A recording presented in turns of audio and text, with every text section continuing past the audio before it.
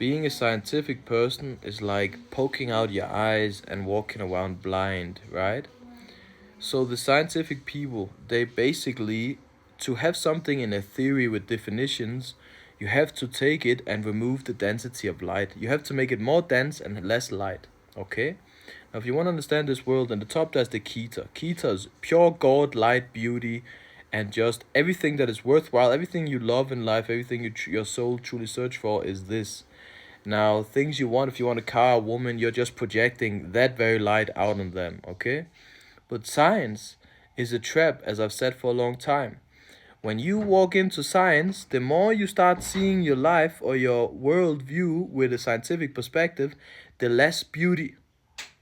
Now, this is one thing I want you to understand about truth, okay? Truth is beautiful. And science is one of the ugliest things there is. The devil is ugly, God is beautiful. Okay? Even if you don't believe in those things, just understand it as mythos, okay?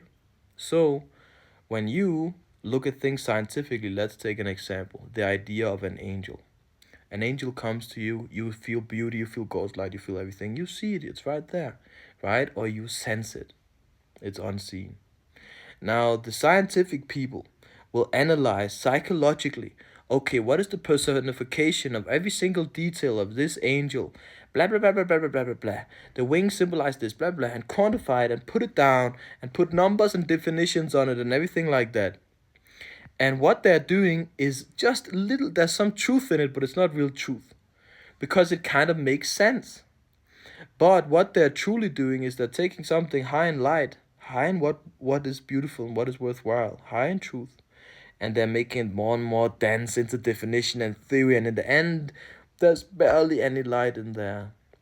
And that's why if you have a place in nature with no sunlight, the plants will die. And the same with a scientific person. You look at a super scientific nerd in his eyes, he ain't got no light, he ain't got no life, right? You have to understand there's a crossover between the biological and the spiritual, okay? Just like when you say this person has no life, man. There's no life in your eyes. How's that scientific to say? This person is alive, their heart is pumping, but you look sometimes a person in their eyes and there's no life. And that's if you get no light. And you get no light based on how you think. Now, truly, there's an even higher way to do this and more correct way, which is just being aware of yourself. But understand, science is a trap for your soul. Okay, it's like a fish that sees a fish tract. You know a tract of a fish, it's a wide hole, and the hole gets smaller and smaller. And as you swim into the scientific way of thinking, you get through in the very end into the smallest hole and you can't get out. I got out of it and it took me years. It's so difficult because science is so dense, so logical, but so ugly and so death. It's death. It's a form of death. It's ugly and it's dead.